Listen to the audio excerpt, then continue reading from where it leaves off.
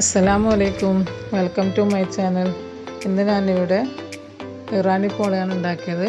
ഇതെങ്ങനെ ഉണ്ടാക്കിയെന്ന് നോക്കാം. ഇതിന് ഞാനിവിടെ ഇതുപോലത്തെ 6 പീസ് ചിക്കനാണ് എടുത്തത്. ഇത് ചെറിയ കഷ്ണങ്ങളാക്കിയിട്ട് കഴുകി മാറ്റി വെച്ചിട്ടുണ്ട്. ഇതിലേക്ക് 1 ടേബിൾ സ്പൂൺ മുളക് പൊടിയും 1/4 ടേബിൾ സ്പൂൺ മഞ്ഞൾപ്പൊടിയും 1/2 ടേബിൾ സ്പൂൺ പെപ്പറും ആവശ്യത്തിനുള്ള ഉപ്പും 1 ടേബിൾ സ്പൂൺ വിനാഗിരിയും കൂടി ചേർത്തിട്ട് നന്നായിട്ട് മിക്സ് ചെയ്ത് ഒരു അരമണിക്കൂർ ഇതൊന്ന് റെസ്റ്റ് ചെയ്യാൻ വെക്കണം. അരമണിക്കൂറിന് ശേഷം പാനിൽ ഓയിൽ ഒഴിച്ചു കൊടുത്ത് ഇതൊന്ന് ഫ്രൈ ചെയ്ത് മാറ്റി വെക്കാം.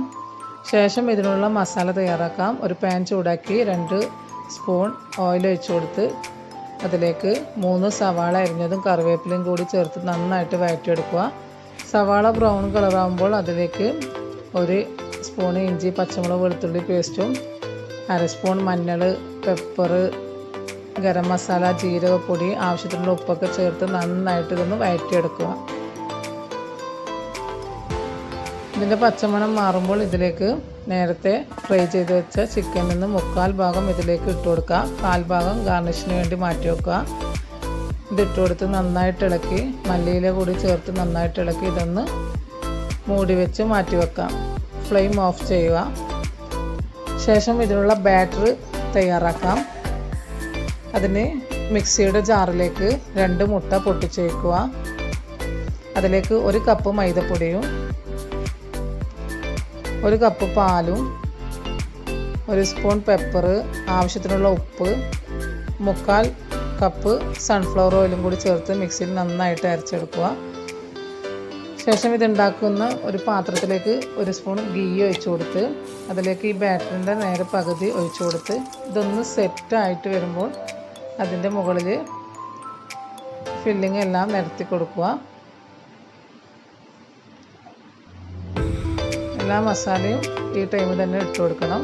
എല്ലാ സ്ഥലത്തും എത്തക്കത്ത രീതിയിൽ ഇതൊന്ന് നിരത്തി കൊടുക്കുക.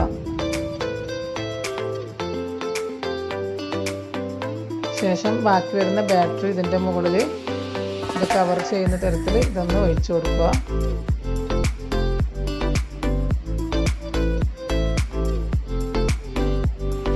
ഇതിൻ്റെ മുകളിൽ ഗാർണിഷിന് വേണ്ടി ക്യാപ്സിക്കവും മല്ലിയിലയും നേരത്തെ ഫ്രൈ ചെയ്ത ചിക്കനാണ് എടുത്തത്.